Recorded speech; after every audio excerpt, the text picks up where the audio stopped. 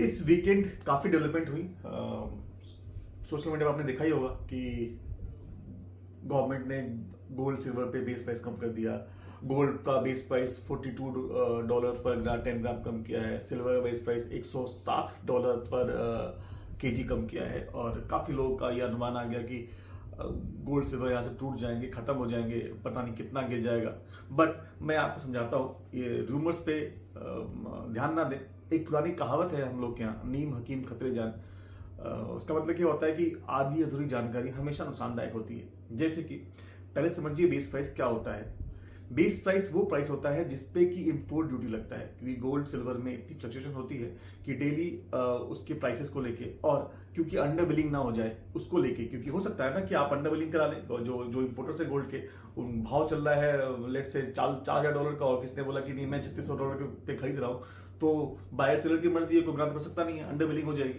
तो इसी under billing को बचाने के लिए और फ्लक्चुएशन से निपटने के लिए एक एवरेज प्राइस, गवर्नमेंट एक बेस प्राइस तय करती है जिसके ऊपर इंपोर्ट ड्यूटी लगता है गोल्ड के लैंडिंग प्राइस पे। तो बेस प्राइस का कम होना मतलब $42 का बेस प्राइस कम हुआ पर 10 ग्राम पे। मतलब करीबन $120 का बेस प्राइस कम हुआ है पर आउंस पे गोल्ड के, जो कि जिसपे कि 6% ड्यूटी लगती है, तो करीबन $6 का फर्क।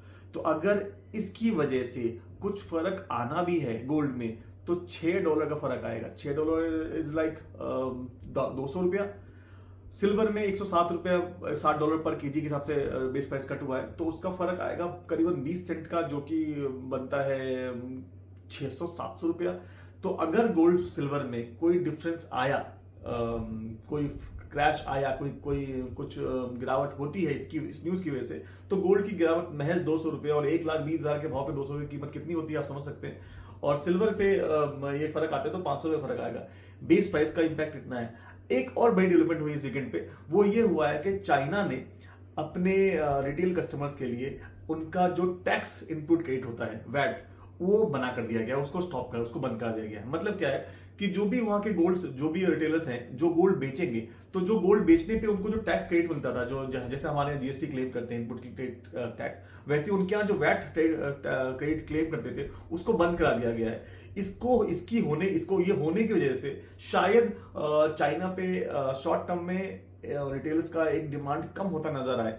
But immediately very short term में, मतलब इमीडिएट इफेक्ट तो इसका पॉजिटिव होने वाला है मुझे लगता है, क्योंकि वो जो टैक्स क्रेडिट जब जिस तारीख से लागू हो रहा है, उससे पहले जितना भी माल जिसको खरीदना बेचने का होगा वो अपना बुक सेटल करेंगे, और एक शायद इमीडिएट अपटिक मिले इसकी वजह से आपको गोल्ड में, बजाय कि इसके कि कुछ मंदा हो जाए सोना चांदी। और उसके बाद शॉर्ट टर्म में चाइना का news is a bit negative, और इंडिया का जो ये बेस प्राइस कटा है इसका, दिस इज न्यूट्रल न्यूज, इसका कुछ नेगेटिव पॉजिटिव फर्क नहीं आने वाला। सो ट्रेडर्स, फेलो ट्रेडर्स, इन्वेस्टर्स, सोचिए समझिए, टेक इन्फॉर्म्ड डिसीजन। सिर्फ व्हाट्सएप पे और सोशल मीडिया पे देख के डिसाइड मत करिए। पढ़िए, समझिए, हर इवेंट का, हर इंफॉर्मेशन का मतलब क्या होता है उसको डिकोड करिए, और तभी इन्वेस्ट करिए। जब आप सोच समझ के निवेश करेंगे तो डेफिनेटली आप मुनाफा बनाएंगे।